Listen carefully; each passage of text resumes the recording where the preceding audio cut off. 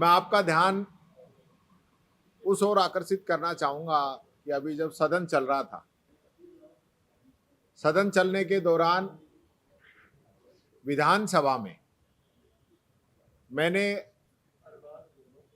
आदर्श society घोटाला जो है वो विधानसभा के अंदर उठाया था और मैंने एक बात कही थी कि जो बहुत ही गंभीर थी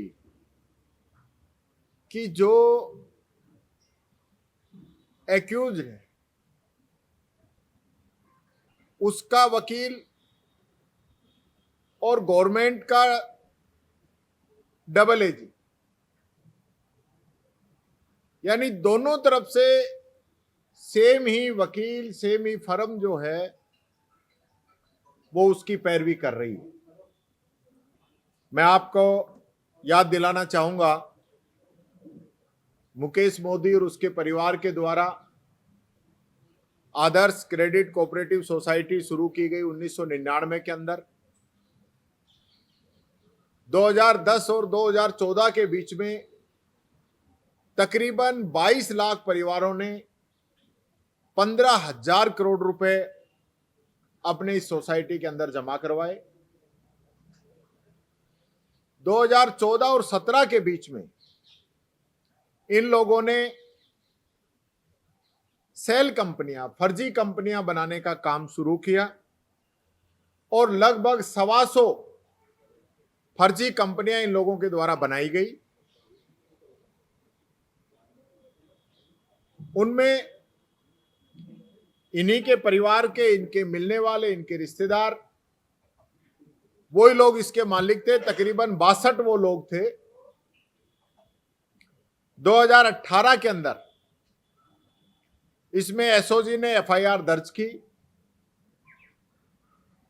जिसकी धारा 420, 406, 409, 467, 468, 471, 477 ए और 120 बी, इसके तहत ये मामले दर्ज हुए। इसमें इस पूरे परिवार के मिलने वालों के तकरीबन 200 लोग गिरफ्तार हुए। जो मेन एफआईआर में लोग थे उनके अलावा एक नाम और जोड़ा गया, सिद्धार्थ चौहान का। उसके अरेस्ट वारंट है, उसको भगोड़ा घोषित किया जा चुका है। 18-19 में जब इसकी 8 फर्जी कंपनियां पकड़ी गई तब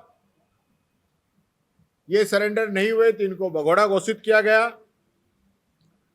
2019 दिसंबर के अंदर गुरुग्राम में एसएफआईओ की जांच की गई और उनके द्वारा भी लगभग 200 लोगों का चालान पेश किया गया। 2019 में इसी कंपनी पे एक और मुकदमा दिल्ली के अंदर दर्ज हुआ। कुल मिला के 3 मुकदमे एसओजी का, एसएफआईओ का और दिल्ली का। 3 मुकदमे जो हैं इन पे चल रहे हैं। बाकी हजारों मुकदमे अलग अलग इंडिविजुअल लोगों के द्वारा भी दर्ज किए गए हैं, वो अलग। इसमें 2019 में इन्होंने ट्रायल कोर्ट में अपनी जमानत याचिका लगाई, वो खारिज कर दी गई कोर्ट ने, पीड़ितों के पक्ष में निर्णय दिया। ट्रायल कोर्ट के बाद में ये हाई कोर्ट पहुंचे और हाई कोर्ट के अंदर भी इनका जो मामला था वो जमानत खारिज की गई और हाई कोर्ट के अंदर 7 जजों ने तो इनको सुनने से मना किया। उसके बाद ये सुप्रीम कोर्ट पहुंचे। सुप्रीम कोर्ट में भी 2025 में इन लोगों ने 2 अलग अलग याचिकाएं दायर की। एक याचिका की जब चीफ जस्टिस साहब के सामने सुनवाई आई तो इन्होंने याचिका वापस ले ली और दूसरी सुनवाई अभी वहां चल रही है और दूसरी सुनवाई जो चल रही है उसमें राजस्थान सरकार की तरफ से AAG शिव मंगल शर्मा और उनके सहयोगी सौरभ राजपाल, निधि जायसवाल, ये सरकार की तरफ से पैरवी कर रहे हैं। सरकार की तरफ से जो पैरवी कर रहे हैं उनकी जिम्मेदारी होती है कि वो पीड़ित लोगों का पक्ष रखें, सरकार का पक्ष रखें, न कि जो अपराधी हैं उनका पक्ष रखें। जैसा कि मैंने पहले बताया था कि इसके जो 2 मामले चल रहे हैं दिल्ली और गुड़गांव, उनमें भी सिद्धार्थ चौहान जो है वो सह आरोपी है और अभी तक फरार होने की वजह से उसको भगोड़ा घोषित किया हुआ है। अब जो आरोपी है सिद्धार्थ चौहान, उसके तरफ से जो मुकदमे की पैरवी की जा रही है वो आरा एंड कंपनी एक फर्म है, उसके द्वारा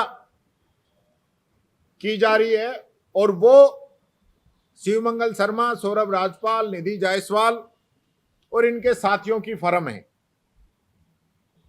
इसलिए क्योंकि 18-19 से ही इनके खिलाफ जो मामले चल रहे हैं हाई कोर्ट, सुप्रीम कोर्ट में, और उनकी जो कंपनी, जो फर्म है, उनकी कंपनियों के विपक्ष में जो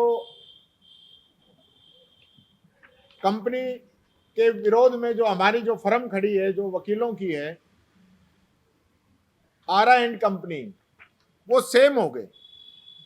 यानी कि जो सह आरोपी का बचाव कर रहे हैं वो भी वही लोग हैं और जो सरकार की तरफ से पैरवी कर रहे हैं ये भी वही लोग हैं। इसके बारे में सुप्रीम कोर्ट की भी क्लियर डायरेक्शन है कि कोई भी व्यक्ति दोनों पक्षों की तरफ से वकालत नहीं कर सकता, उसकी वकालत खारिज की जाती है। इसलिए ये लोग बहुत ही साजिश के तरीके से, मैंने ये पीछे इसलिए भी की है कि हो सकता है सरकार को पता ही नहीं हो कि उनकी तरफ से जो AAG उन्होंने नियुक्त किए हैं वो जो पैरवी कर रहे हैं, उनकी कोई फर्म है जो सह आरोपी सिद्धार्थ चौहान की भी पैरवी कर रही है। ये उनके संज्ञान में लाने के लिए मैंने यहां पे पीसी की है, क्योंकि 22 लाख परिवारों का मामला है जिन्होंने अपनी खून पसीने की कमाई, मेहनत मजदूरी की जो कमाई थी वो सारी उन्होंने इसके लिए जो कमाया वो पूरा इन सोसाइटी के अंदर लगा दिया। और आज क्या हो रहा है कि इस प्रकार के प्रयास किए जा रहे हैं कि उनका पैसा वापस करा दिया जाए और इनको बरी कर दिया जाए। जो ये तो वही वाली बात होगी, किसी ने चोरी कर ली तो चोरी का पैसा बरामद कर लो, उस पर कार्रवाई क्यों करनी है। वो स्थिति इसके अंदर ये लोग करना चाहते हैं। मैं आपको तथ्यों के साथ ये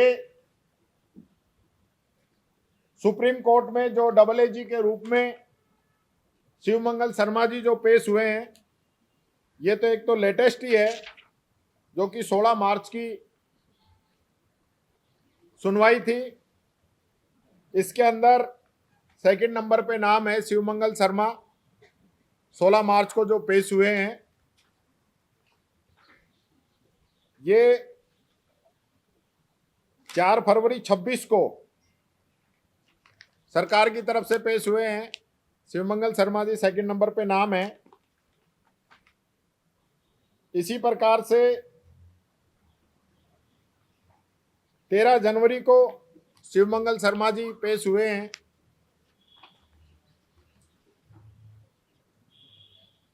इसी प्रकार से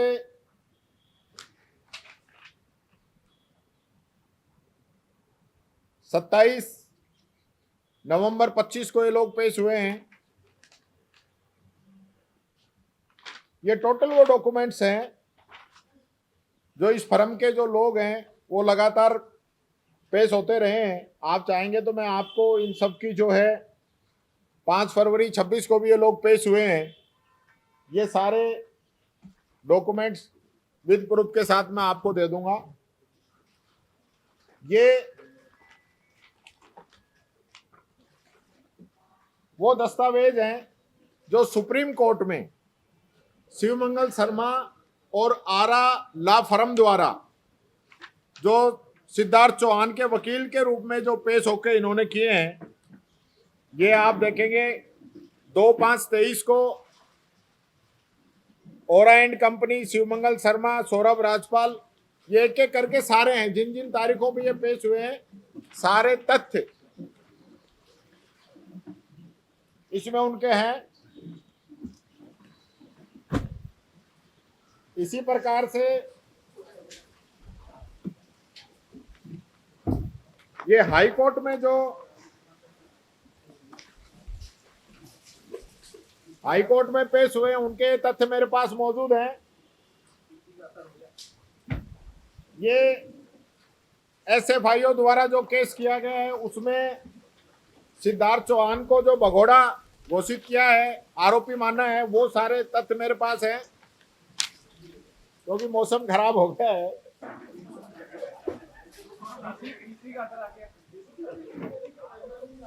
और ये वो दस्तावेज हैं जिसमें जो 7 जज अलग हुए हैं जिन्होंने सुनने से इनकार कर दिया, ये वो दस्तावेज हैं। कोई नहीं, मौसम जिसका खराब होना है। और ये ओरा लॉ फर्म है, इसके जो मेंबर हैं शिवमंगल शर्मा, सौरभ राजपाल, निधि जायसवाल, ये पूरे इनकी पूरी फर्म है वकीलों की, जिसमें सब लोग इन सब लोगों ने मिलकर फर्म बनाई है, जिसमें सारे लोग हैं। देखिए ये बहुत बड़ा मामला है जो आप समझ सकते हैं कि किस प्रकार से सरकार 22 लाख परिवारों से कुठाराघात कर रही है, उनकी खून पसीने की कमाई को लूटने वालों को बचाने का काम कर रही है। मैं मीडिया के माध्यम से सरकार से कहना चाहूँगा कि इसके अंदर जो भी दोषी लोग हैं, जिनकी वजह से सारी कार्रवाई हुई है, जिनकी वजह से AAG की फर्म जो है को एक्यूज है उसके पैरवी कर रही है, इस पूरे प्रकरण की जांच होनी चाहिए और जो दोषी है उनके खिलाफ कार्रवाई होनी चाहिए और मजबूत पैरवी करे सरकार कि लोगों का पैसा मिले और जिन लोगों ने जनता का पैसा लूटने का काम किया है उनको सजा मिले।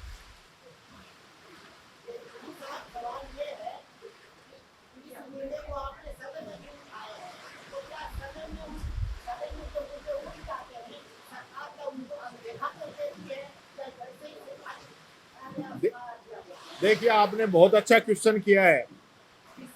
यानी कि एक वो समय था जब विधानसभा के अंदर कोई क्वेश्चन लग जाता था तो अधिकारी या जनप्रतिनिधि सब लोगों की सांसें रुक जाती थी और जो लोग गड़बड़ करते थे उन पे कार्रवाइयां होती थी, सस्पेंड होते थे अधिकारी। लेकिन आज जो है, आज कुछ नहीं हो रहा है। विधानसभा को कमजोर करने का काम इस सरकार के अंदर किया जा रहा है।